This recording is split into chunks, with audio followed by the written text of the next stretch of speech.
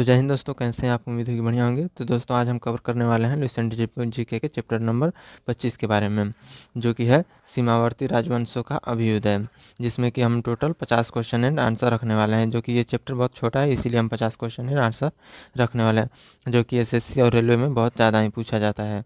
तो चलिए इसे शुरू करते हैं। तो इससे पहले कि मैं बता दूं, इससे पहले हम 24 चैप्टर कंप्लीट कर चुके हैं, जिसमें सभी चैप्टर में 100 क्वेश्चन कंप्लीट किए हैं। ये छोटा चैप्टर है, इसीलिए इसमें 85 क्वेश्चन लिए हैं। तो चलिए शुरू करते हैं।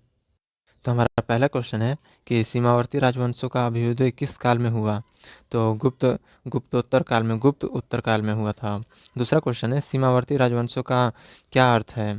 तो सीमा क्षेत्रों में उभरने वाले राज्य। सीमा क्षेत्रों में उभरने वाले राज्य।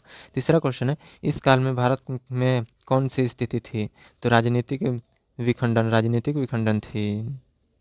हमारा अगला क्वेश्चन है चौथा नंबर कि गुप्त साम्राज्य के पतन के बाद क्या हुआ? तो छोटे छोटे राज्यों का उदय हुआ। हमारा पांचवा क्वेश्चन है इस काल में किस किस नाम से भी जाना जाता है?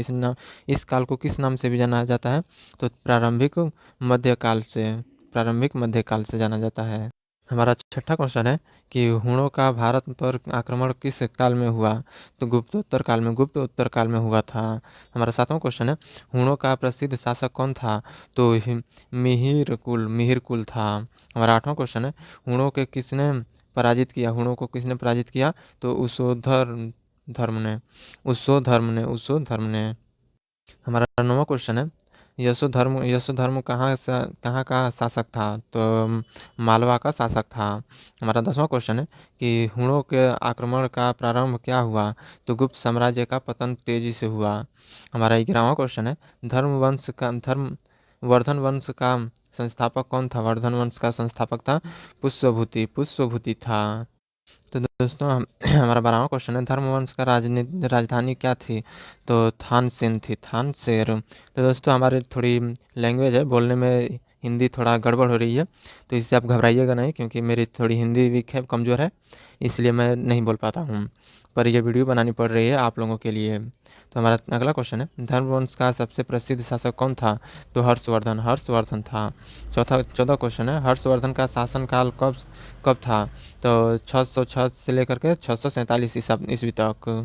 हमारा 15 क्वेश्चन है हर्षवर्धन की राजधानी क्या थी? तो कन्नौज थी हर्षवर्धन की राजधानी। 16 नंबर क्वेश्चन है हर्षवर्धन किस धर्म का अनुयायी था? तो बौद्ध धर्म का अनुयायी था। 17 क्वेश्चन है हर्ष हर्ष ने कौन सा सम्मेलन आयोजित किया? तो कन्नौज सभा सम्मेलन आयोजित किया था।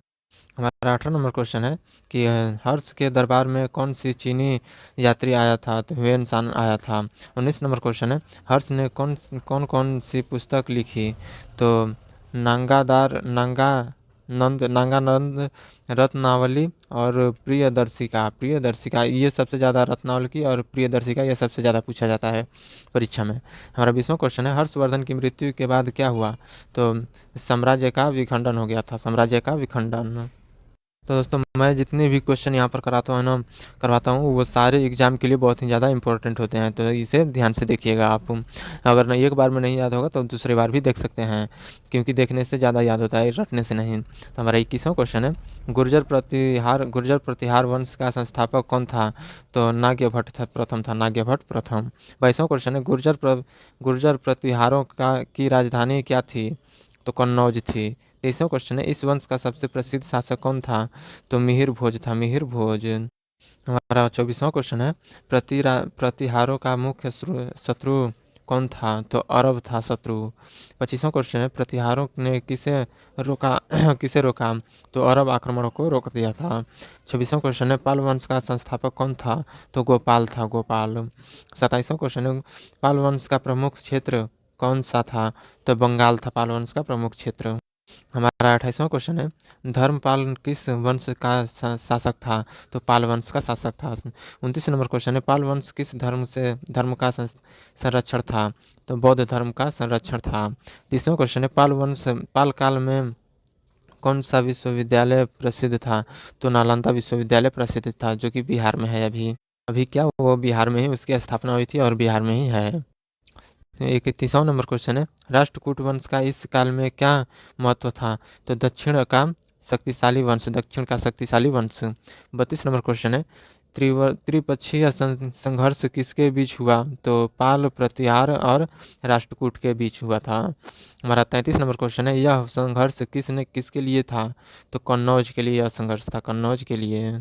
हमारा 34 नंबर क्वेश्चन है, कश्मीर में किस वंश का उदय हुआ? तो कारकोटक वंश का उदय हुआ। हमारा 35 नंबर क्वेश्चन है, कारकोट वंश का प्रसिद्ध शासक कौन था? तो ललित दातिया था। हमारा 36 नंबर क्वेश्चन है, ललित दातिया किसके लिए प्रसिद्ध था? तो विजय अभियान के लिए प्रसिद्ध था। 37 नंबर क्वेश्चन है, असम के किस वंश का उदय हुआ? तो वर्मन वंश का उदय हुआ। 38 नंबर क्वेश्चन है कि वर्मन वंश का प्रसिद्ध शासक कौन था? तो वर्मन वंश का प्रसिद्ध शासक कौन था? तो भास्कर वर्मन। 39 नंबर क्वेश्चन है, भास्कर वर्मन किस मित्र था? किसका मित्र था? तो हर्षवर्धन का मित्र था। 40 नंबर क्वेश्चन है कि नेपाल में किस वंश का शासक था? तो लिच्छवी वंश का शासक था। हमारा 41 नंबर क्वेश्चन है, लिच्छवी वंश किसके लिए प्रसिद्ध था? तो प्रशासन के लिए प्रसिद्ध था। 42 नंबर क्वेश्चन है, सिंह पर अरबों ने किस आक्रमण किया? सिंह पर अरबों ने कब आक्रमण किया? तो हमारा 712 ईस्वी में किया था। 43 नंबर क्वेश्चन है, सिंह पर आक्रमण किसने किया? तो मोहम्मद बिन कासिम ने किया था। सिंह पर आक्रमण किसने किया? तो मोहम्मद बिन कासिम ने किया था। तो हमारा 44 नंबर क्वेश्चन है, उस समय सिंह का शासन कौन था? तो दाहिर था सिंह का शासन। 45 नंबर क्वेश्चन है, प्रारंभिक मध्यकाल में समाज कैसा था? प्रारंभिक मध्यकाल में समाज कैसा था? तो सामतवादी था, सामतवादी। हमारा बोलने का लैंग्वेज थोड़ा इधर उधर हो सकता है, लेकिन ये जो क्वेश्चन है बहुत इंपॉर्टेंट क्वेश्चन है, जो कि मैं हिंदी थोड़ा नहीं बोल पा रहा हूँ, लेकिन फिर भी आप समझने की कोशिश कीजिएगा हमारी बातों को, ये बहुत ही इम्पोर्टेंट है क्वेश्चन। तो हमारा अगला क्वेश्चन है कि सामंत क्या होता है? तो सामंत होता है जागीरदार होता है सामंत। हमारा 47 नंबर क्वेश्चन है, इस काल में अर्थव्यवस्था कैसी थी? तो कृषि पर आधारित थी, कृषि आधारित जिसको बोलते हैं। हमारा 48 नंबर क्वेश्चन है, व्यापार की स्थिति कैसी थी? तो कमजोर थी व्यापार की स्थिति। 49 नंबर क्वेश्चन है, इस काल के प्रसिद्ध स्रोत क्या थे? तो शिलालेख और साहित्य। हमारा 50वां नंबर क्वेश्चन है, सीमावर्ती राजवंशों की विशेषता क्या थी? तो क्षेत्रीय शक्ति का उदय। तो दोस्तों उसमें हम 50 क्वेश्चन रखे थे, और इसमें भी वो थोड़ा टाइपर हमारा जो है ना, वो हमारा दोस्त ही है, वो गड़बड़ कर दिया, वहाँ पर 50 नहीं 100 क्वेश्चन लिखना चाहिए था ऊपर में। और ये हमारा पार्ट 2 है, जो कि इसमें 51 से 100, तो आप लोगों के लिए बेहतर ही होगा, क्योंकि आप 100 क्वेश्चन हर एक वीडियो में देख रहे हैं, इसमें भी 100 क्वेश्चन के वीडियो ही देखेंगे, क्योंकि उस पर लिखा था 50, तो मैंने भी बोल दिया कि 50 ही होंगे। तो ये हमारा 100 क्वेश्चन है टोटल। तो हमारा 51 से 100 यहाँ से शुरू होता है। तो चलिए शुरू करते हैं। हमारा 51 नंबर क्वेश्चन है, गुर्जर प्रतिहार वंश का संस्थापक उत्कर्ष किसके समय हुआ? तो मिहिर भोज के समय हुआ। 52 नंबर क्वेश्चन है, मिहिर भोज का उपनाम क्या था? तो आदि वराह था। हमारा 53 नंबर क्वेश्चन है, प्रतिहारों का साम्राज्य किस क्षेत्र तक फैला था? तो उत्तर भारत तक फैला था। हमारा 54 नंबर क्वेश्चन है, प्रतिहारों का पतन का कारण क्या था? तो आंतरिक संघर्ष था, आंतरिक संघर्ष। 55 नंबर क्वेश्चन है, पाल वंश का उत्कर्ष किसके समय हुआ? तो धर्मपाल और देवपाल के समय हुआ था। हमारा 56 नंबर क्वेश्चन है, विक्रमशिला विश्वविद्यालय की स्थापना किसने की? तो धर्मपाल ने की थी, धर्मपाल ने। हमारा 57 नंबर क्वेश्चन है, पाल काल में शिक्षा का माध्य क्या था? तो संस्कृत था शिक्षा का माध्य। 58 नंबर क्वेश्चन है, पाल काल में की कला किसके लिए प्रसिद्ध थी? तो मूर्ति कला प्रसिद्ध थी। 59 नंबर क्वेश्चन है, राष्ट्रकूट वंश का पतन किसके कारण हुआ? तो चालुक्य वंश के कारण हुआ, चालुक्य वंश के। हमारा 60वां क्वेश्चन है, राष्ट्रकूटों के बाद दक्षिण में कौन उभरा? तो चालुक्य उभरा था। हमारा 61 नंबर क्वेश्चन है, कारकोट वंश का पतन किसके बल बाद हुआ? तो ललितादित्य के बाद हुआ, ललितादित्य के बाद हुआ। हमारा 62 नंबर क्वेश्चन है, कश्मीर में कारकोट वंश के बाद कौन सा वंश आया? तो उत्पल वंश आया था। 63 क्वेश्चन है, असम के वर्मन वंश के बाद कौन सा वंश आया? तो सालस्तभ वंश। 64 नंबर क्वेश्चन है, भास्कर वर्मन के बाद क्या हुआ? भास्कर वर्मन के बाद क्या हुआ? तो वंश का पतन हो गया, वंश का पतन। हमारा 65 नंबर क्वेश्चन है, नेपाल के लिच्छवी वंश का पतन कब हुआ? तो 8वीं शताब्दी में हुआ था। 66 नंबर क्वेश्चन है, लिच्छवी वंश के बाद कौन आया था? तो ठाकुरी वंश आया था, ठाकुरी वंश। 67 नंबर क्वेश्चन है, अरबों का मुख्य उद्देश्य क्या था? तो व्यापार और विस्तार था। हमारा 68 नंबर क्वेश्चन है, अरबों ने भारत में कहाँ तक विस्तार किया? तो सिंध तक विस्तार किया था। 69 क्वेश्चन है, मोहम्मद बिन कासिम किस खलीफा के अधीन था? तो उमैयद खलीफा। हमारा 70 क्वेश्चन है कि अरबों का प्रभाव भारत में क्यों सीमित रहा? तो प्रतिहारों का प्रतिरोध। हमारा 71 नंबर क्वेश्चन है, प्रारंभिक मध्यकाल में भूमि किसे दी जाती थी? तो सामंतों को दी जाती थी, सामंतों को। हमारा 72 क्वेश्चन है, सामंतों का कार्य क्या था? तो कर वसूलना, सामंतों का कार्य था कर वसूलना। जैसे आपके टाइम पे टैक्स है ना, वैसे ही वो कर लगता था। तो हमारा 73 नंबर क्वेश्चन है, इस काल में सेना कौन सी थी? तो सामंतों का निर्भर था, सामंतों पर निर्भर, सॉरी। हमारा 74 नंबर क्वेश्चन है, प्रशासन की विशेषता क्या थी? प्रशासन की विशेषता थी विकेंद्रीकरण था। हमारा 75 नंबर क्वेश्चन है, इस काल में धर्म की स्थिति कैसी थी? तो प्रमुख भूमिका थी इस काल में। हमारा 76 नंबर क्वेश्चन है, बौद्ध धर्म का पतन कब शुरू हुआ? तो इस काल में शुरू हो गया था। हमारा 77 नंबर क्वेश्चन है, इस काल में कौन सा धर्म प्रमुख हुआ? तो हिंदू धर्म प्रमुख हुआ। 68 क्वेश्चन है कि मंदिरों का महत्व क्या था? तो सामाजिक केंद्र था हिंदुओं का महत्व। हमारा 79 नंबर क्वेश्चन है, इस काल में व्यापार क्यों घटा? तो राजनीतिक अस्थिरता के कारण। हमारा 80 नंबर क्वेश्चन है, शहरों की स्थिति कैसी थी? तो पतनशील। 81 नंबर क्वेश्चन है, शिक्षा के प्रमुख केंद्र कौन थे? तो नालंदा विक्रमशिला। हमारा 82 नंबर क्वेश्चन है, इस काल की प्रमुख भाषा कौन सी थी? तो संस्कृत थी। हमारा 83 नंबर क्वेश्चन है, इस काल में साहित्य कैसा था? तो धार्मिक साहित्य था। 84 नंबर क्वेश्चन है, कला का विकास किस रूप में हुआ? तो मंदिर निर्माण के रूप में हुआ था। 85 नंबर क्वेश्चन है, इस काल में कर किस रूप में लिया जाता था? कर किस रूप में लिया जाता था? तो उपज का हिस्सा लिया जाता था, जैसे कि उपज का आधा हिस्सा या फिर 1/3 हिस्से ऐसे ही लिया जाता था।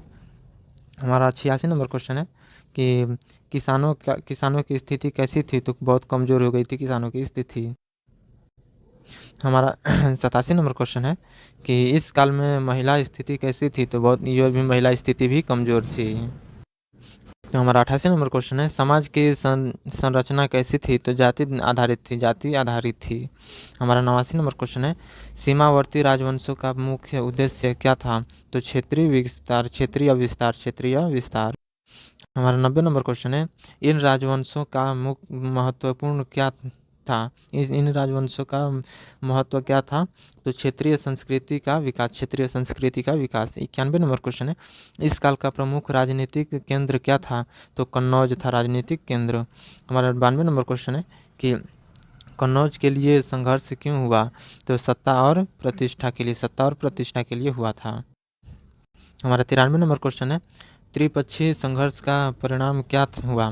तो कोई विजेता नहीं हुई, नहीं कोई स्थायी विजेता नहीं हुआ था। 94 नंबर क्वेश्चन है, इस संघर्ष का प्रमुख क्या पड़ा? तो राजनीतिक स्थिरता। 95 नंबर क्वेश्चन है, इस काल में इतिहास के स्रोत क्या हैं? इस काल में इतिहास के स्रोत क्या हैं? तो अभिलेख और साहित्य थे। हमारा 96 नंबर क्वेश्चन है, अभिलेख किस पर लिखे जाते थे? तो अभिलेख किस पर लिखे जाते थे? तो पत्थर और ताम्रपत्र पर। हमारा 97 नंबर क्वेश्चन है, इस काल में इस काल में सिक्के किस धातु के थे? तो सोने और चांदी के थे इस काल में सिक्के। हमारा 98 नंबर क्वेश्चन है, आर्थिक स्थिति कैसी थी? तो बहुत ही कमजोर थी आर्थिक स्थिति। हमारा 99 नंबर क्वेश्चन है कि सीमावर्ती राजवंशों का अंत कब हुआ? तो मध्यकालीन राज्यों का के उदय के साथ। हमारा लास्ट क्वेश्चन है, इस काल की सबसे बड़ी विशेषता क्या थी? तो क्षेत्रीय राज्यों का उदय। तो आपके लिए हमारा ये 3 छोटा-सा क्वेश्चन है जिसका आंसर आपको खुद कमेंट में देना है, जो कि इसमें हम पढ़ा चुके हैं। तो हमारा पहला क्वेश्चन है, हुणों का प्रसिद्ध शासक कौन था? दूसरा क्वेश्चन है, सामंत क्या होता है? क्या होते थे? तो वही। और तीसरा क्वेश्चन है, विकास किस रूप में हुआ? कला का विकास किस रूप में हुआ? तो हमने टोटल अभी 100 क्वेश्चन कंप्लीट किए हैं। इससे पहले भी हमने 24 चैप्टर कंप्लीट किए हैं, उसमें भी 100 क्वेश्चन कंप्लीट किए हैं। तो अगर आपको हमारी वीडियो पसंद आई है, अगर आपको ऐसी ही वीडियो चाहिए, तो हमारे चैनल को लाइक और सब्सक्राइब कर लीजिए। हमारे चैनल पर ऐसे ही हर रोज़ एक नई वीडियो आती रहेगी और एक नई चैप्टर के साथ। तो ऐसे ही धीरे धीरे करते करते हम लुसेंट को क्लियर ख़त्म कर देंगे। तो धन्यवाद।